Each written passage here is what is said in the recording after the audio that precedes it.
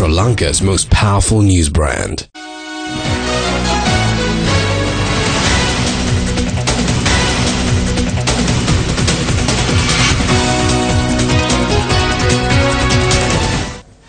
A very good Saturday evening to all our viewers. Welcome to the weekend edition of Primetime News. We are coming to you live and direct this evening from our Newsfirst studios in Colombo. Joining you on Primetime News, I am Joel Outskun. Let's start off with a look at the headlines. Trade unions say board resignation not sufficient to revive Sri Lankan airlines. Bond Commission report takes political stage by storm. Former Chief Minister of India's Bihar state gets 3.5 years jail sentence in photo scam case. Second phase of the Gammatha Gamin Gammata Vavin Vavata project commences.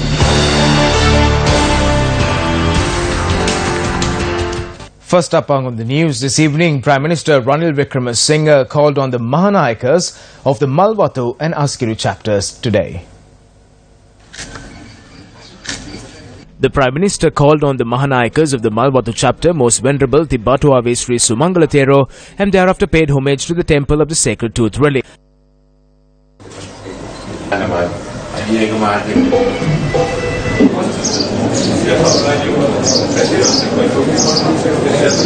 The Prime Minister graced the occasion to declare open the auditorium of the Kandy District Secretariat as well. The auditorium was constructed at a cost of 200 million rupees.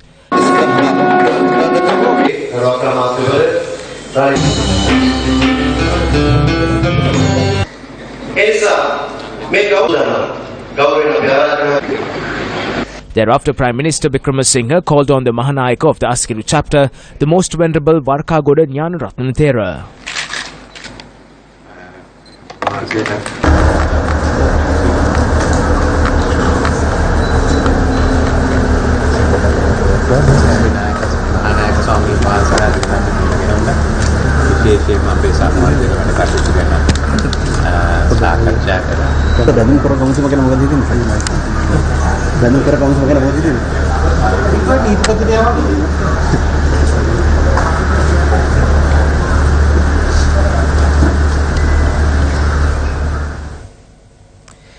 Now, the Sri Lanka Freedom Party media briefing was centered around the central bank treasury bond scam.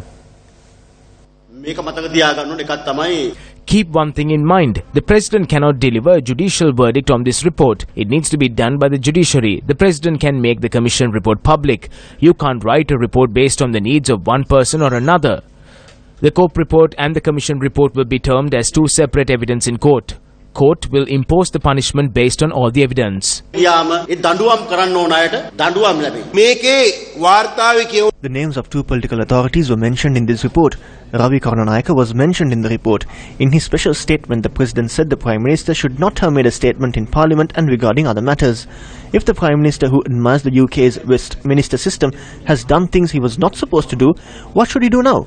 He must resign from the post of Prime Minister and his ministerial portfolios. The central bank is still under the Prime Minister. In the UK, if a train derails, the Minister resigns. At this time, we call on the Prime Minister to resign and show he has done nothing wrong and hand it over to the President. Though government of good governance was established, the nature of good governance of the Prime Minister and co is fading. This needs to be cleansed. An untainted government must be elected to put a stop to fraud and corruption. The report must be produced in Parliament and laws need to be passed to recover the money.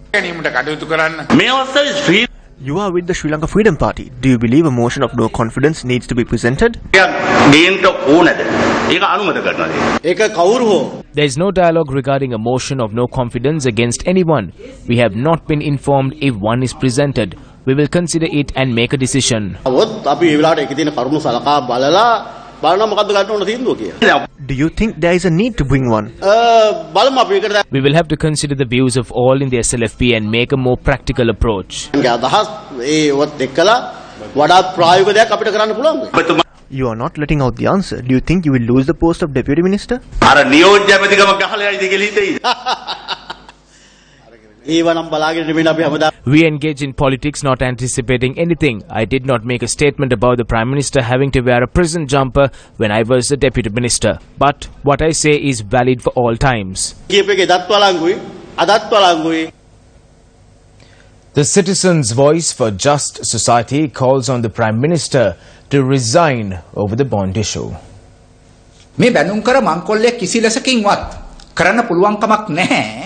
A single person cannot pull off the bond scam. The governor of the central bank and perpetual treasuries, of which Arjuna Mahendra's son-in-law was the head, were involved in this. On one hand, Ravi Karunanayake is involved, while on the other, Kabir Hashim, Malik Samaravikrama and the Prime Minister are involved. The passage was created to misuse funds from state institutions to commit this scam. Ranil Wickramasinghe had an image in this country and the people called him Mr. Clean. But after this crime, the media portrayed him as an unclean man. However, this is the first time his involvement was exposed. Even if he bathes himself with 1,000 pots of milk, he cannot wash off the negatives. The Prime Minister must take a decision. He has no right to hold that position anymore.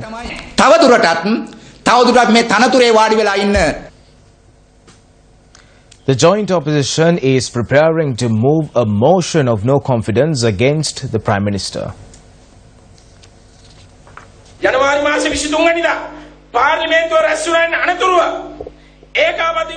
When Parliament convenes on the 23rd of January, the MPs from the joint opposition will present a motion of no confidence against the Prime Minister who ruined this country and embezzled 11 billion of public funds in 3 months.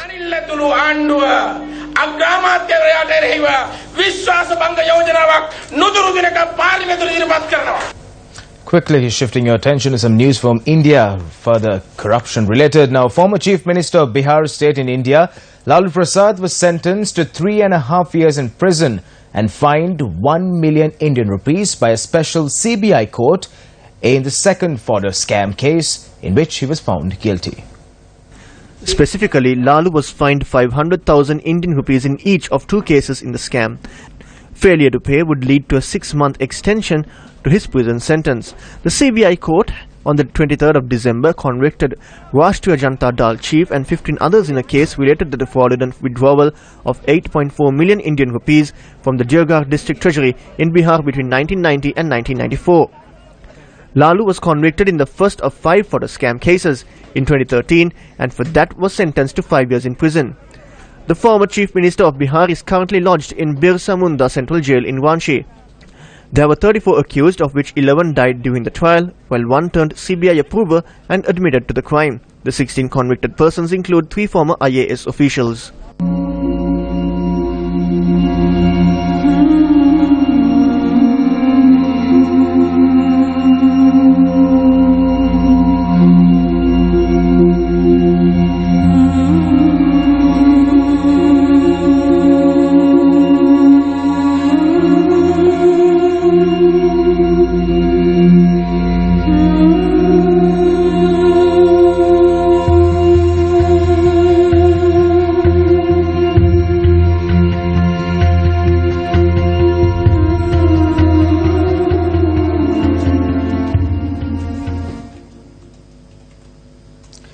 Dear viewers, dear Sri Lankans, let me refresh your memory for a bit of an incident that happened almost 9 years ago on the 6th of January 2009. Now, in the run-up to the elections, in the general elections, the parliamentary elections, almost all of the politicians that came up on stage and spoke to you spoke about this incident that I'm going to remind you. They always spoke about an incident where Sirasa was bombed. They always spoke about the incident where MTV MBC in the Department was bombed.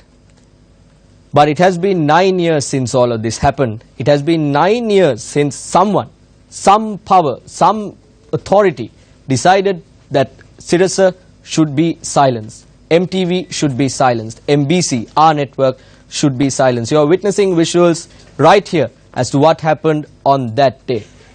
Lots of people have decided, lots of people have tried, and lots of people will also try in the future to make us silent.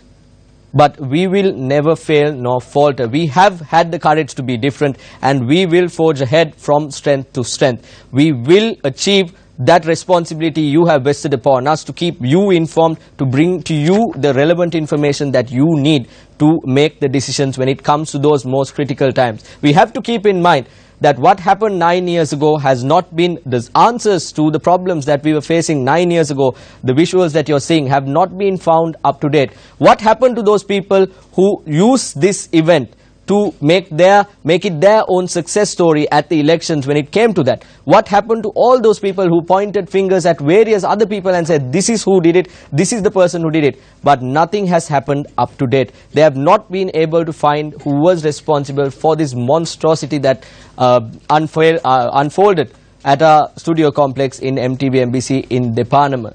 All these people who have the ability to look into what happened, all these people who said they will do that, seems to have fallen into deep slumber, and they have not acted upon what they have promised.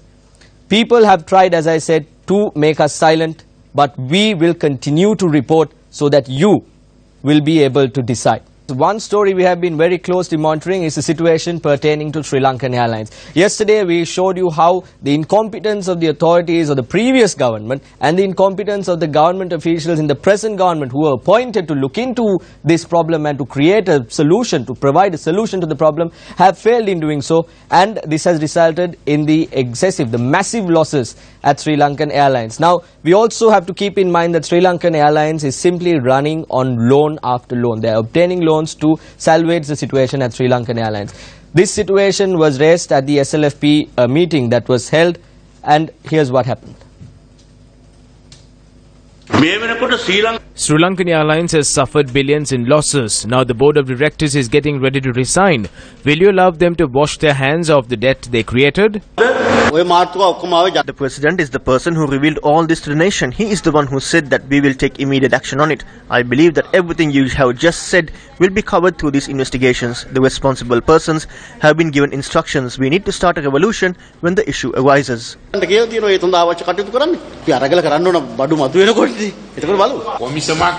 A commission will be appointed and legal action will be initiated. No matter how they hope to escape, they won't be able to escape the law and the international law.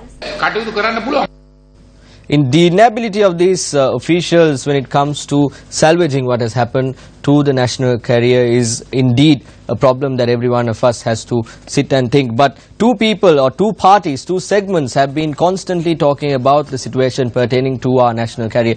One being the media, of course, and the other being the trade unions that are involved at the Sri Lankan Airlines. We spoke to the Nidhas Sevaka Sangame of the Sri Lankan Airlines to get their view on things. This is what they had to say.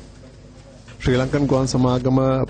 The committee report on the restructuring of Sri Lankan Airlines was handed over to the government on the 20th of last month. It has been 2 weeks, but the government is yet to take steps to discuss this with the trade unions. What we need to state is that we should take into consideration the recommendations of the Presidential Commission before we discuss the restructuring process. We also need to reiterate that the Prime Minister should be kept away from the administration of the airline because there are allegations against him with regard to the bond scam. The President himself said that the Prime Minister has done something he should have not, so he no longer has to play on this pitch. It is a common saying that knowledge is experience. Now, what happened to all the experience when it came to the decision making with regard to Sri Lankan Airlines?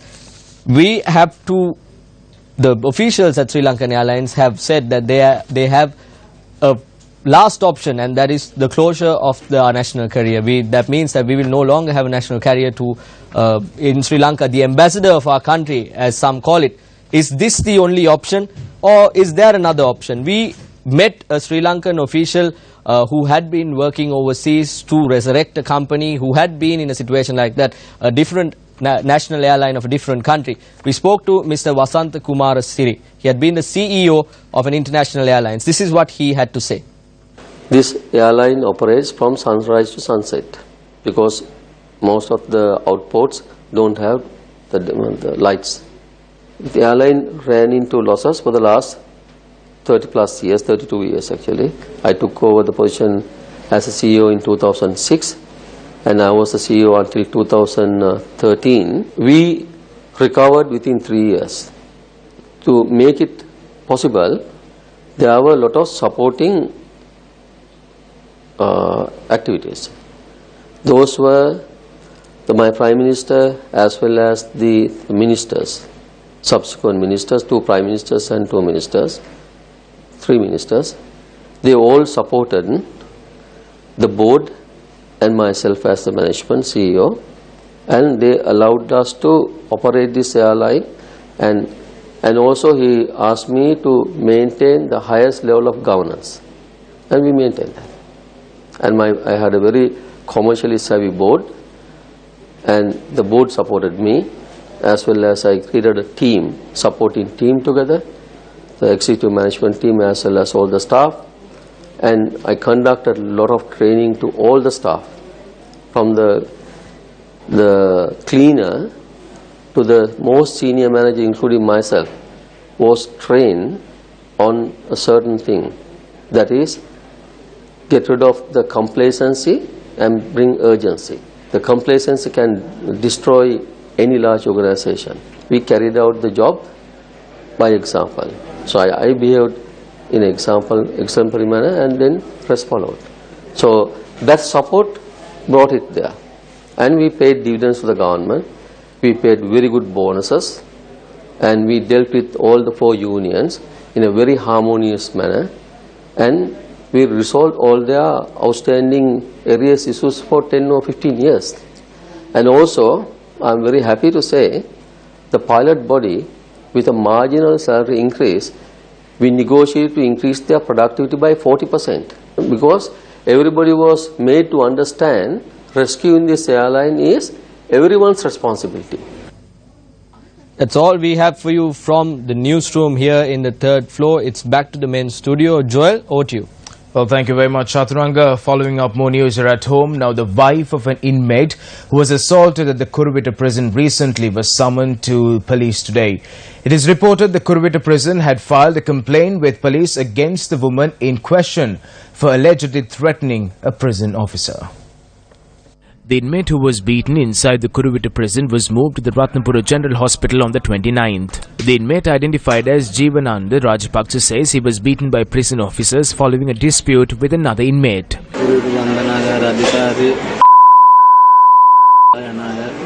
The inmate in question is serving a sentence of possessing a hand grenade, imprisoning an individual by force and obstructing the duty of a police officer. The Department of Prisons has commenced an investigation over the alleged assault. The wife of the inmate was summoned to the Kuruvita police to record a statement after the prison filed a complaint of the alleged verbal threat. I had been coming to the prison for more than 5 months and never was I charged with anything. An injustice had happened to my husband.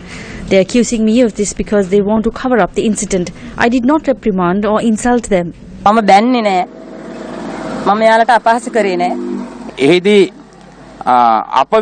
We refuted all allegations made against us. However, we see the prison officials are involved in an unsuccessful attempt to conceal the inhumane act they committed.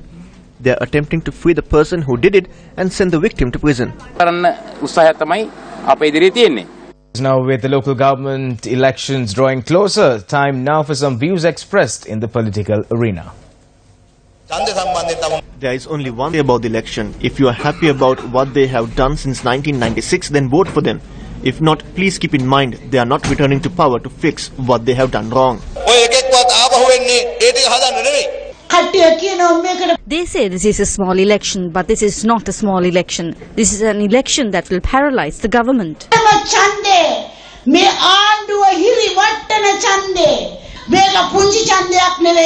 Mahinda cannot become the Prime Minister through this election. Maithripala will not lose the presidency, nor will Ranil lose his position. This will not have any effect on national politicians. They are lying to you.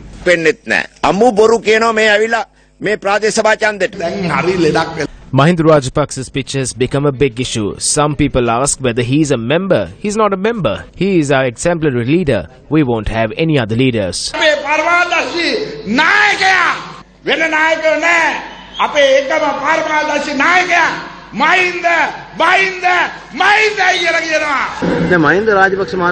If Mahinda Rajapaksa is the leader, then he cannot remain as an SLFP MP. He and his group could leave their positions in the SLFP and state they are joining the flower bud and will give leadership to it. I think this is what the people expect. The flower bud has already begun to wilt. It is losing its petals. On the 10th, we will have to ask what happened. Today, they are rambling. Mahinda Rajapaksa has filed on his members but never produced anything. He kept them scared. When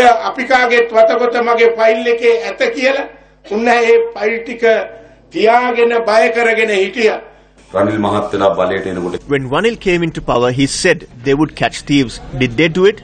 Now the thieves are making fun of the government. I heard Mahinda say recently he will catch the thieves when he returns to power.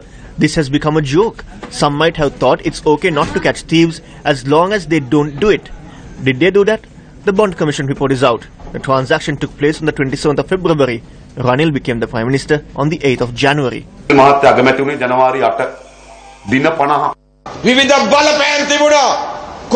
There were various influences. However, as a state leader with a backbone, the President appointed the Bond Commission, and today the report is out. Those responsible for this crime will be prosecuted under existing laws.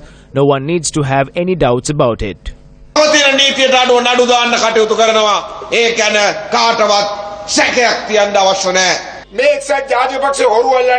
The UNP came in to catch thieves. We had to start with our own. Even if the patient dies, he will be clean. I need to state one thing. When we take control of the local government, if you continue to call us thieves while being with us, please step down. We will show how the UNP will run a government alone.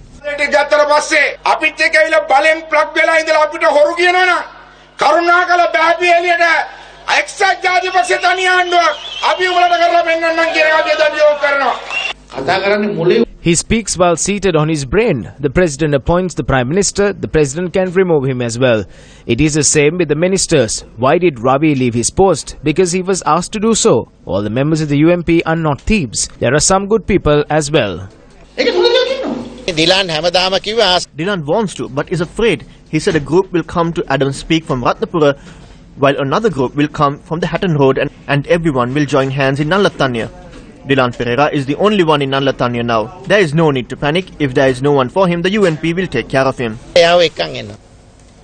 Well, the second phase of the Gumming Gummata Vaving Vavati program, aimed at reigniting the splendor of Sri Lankan's ancient hydraulic civilization, commenced today.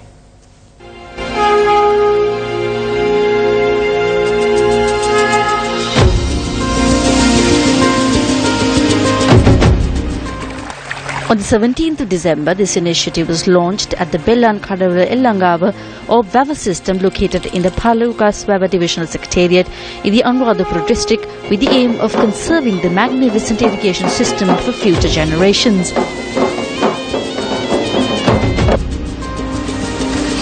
Launching the second phase today, our team directed its attention to the first water source of the Malwatu-Oya Kumbukketi water spring, which is also known to nourish a system of tanks including the Bellan Kadavala tank.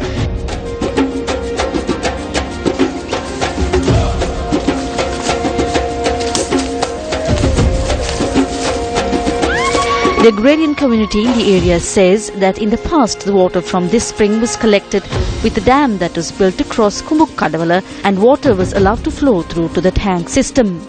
Based on this information, our team took the journey of locating this water spring in the thick forest known to be inhabited by wild elephants.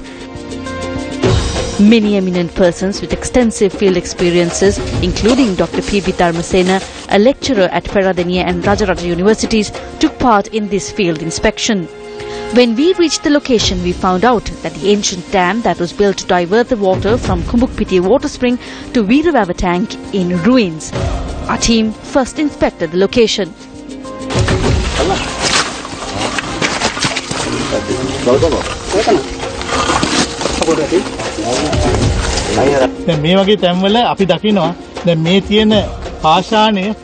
In this location, we see that this rock is to this direction. If there is underground water that is moving from this location, it would move this way or downward. So from the remnants we see here is evident that there had been a stone structure here.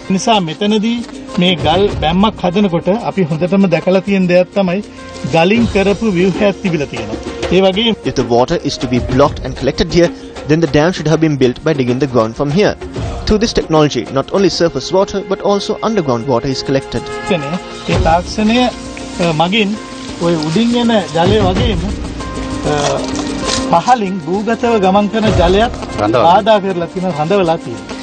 The experts in our group pointed out that this construction is a fine example that showcases how environmental balance was preserved in the past by building a dam to collect water in this manner.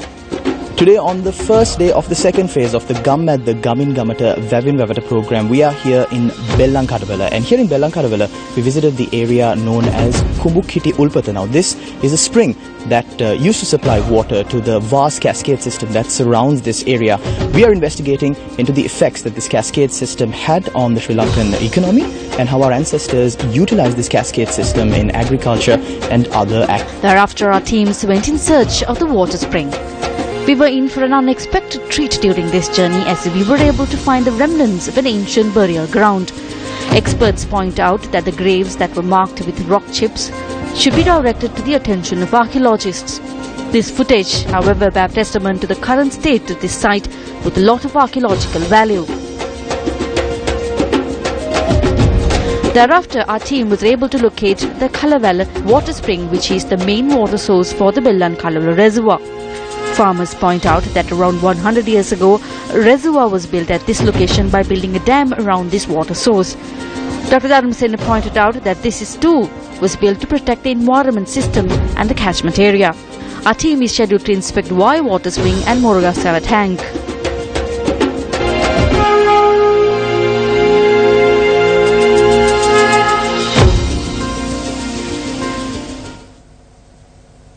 On to more news. Latvian President Remons arrived in the country this afternoon. The Latvian President and his wife are in the country for a private visit. The duo were warmly received at the Bandaranaike International Airport by State Minister of Foreign Affairs Vasantha Senanayake. Before leaving the airport, President Remons engaged in a cordial discussion with the State Minister. Former diplomat Devanayagam Easwaram passed away today at the age of 75. He passed away while receiving treatment in Singapore. Devanayagam Easwaram was born on the 12th of August 1942 and completed his school education at St. Benedict's College, Kotahena, and then earned his Bachelor of Commerce at Pachayappa College in Chennai. He also established Easwaram Brothers as a family venture, and Easwaram Brothers Exports Private Limited is the third largest tea bag manufacturer in Sri Lanka.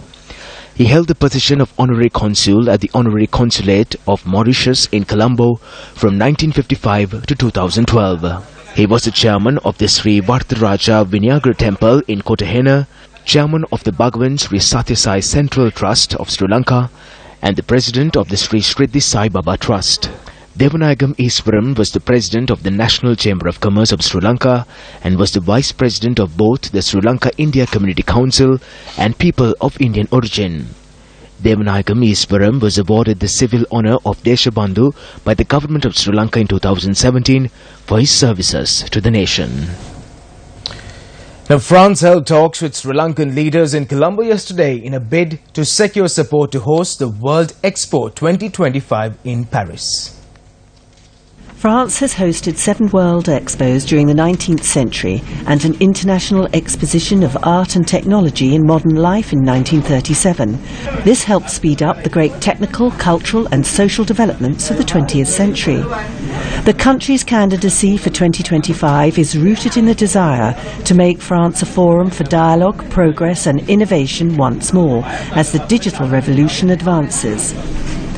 170 delegates representing the member countries of the International Exhibitions Bureau will elect the host country of the 2025 World Expo in November 2018. There will be stiff competition from Japan, Russia and Azerbaijan. The theme of the Expo is Knowledge to Share, a Planet to Care. France invites every territory and country from the smallest to the largest to share their knowledge, expertise and culture with the world in support of the common good, the planet. Pascal Lamy, the former Director General of the World Trade Organization and the interministerial delegate in charge of France's bid, told reporters in Colombo that France is expecting to spend €3.5 billion on hosting the event in Paris. So why Paris? A, because of our theme. B, because of our attractiveness. C, because of our low cost. And D, because of our sustainable legacy, the reusability of what we will propose to countries. Well, that's a wrap of the news. Take care. Good night.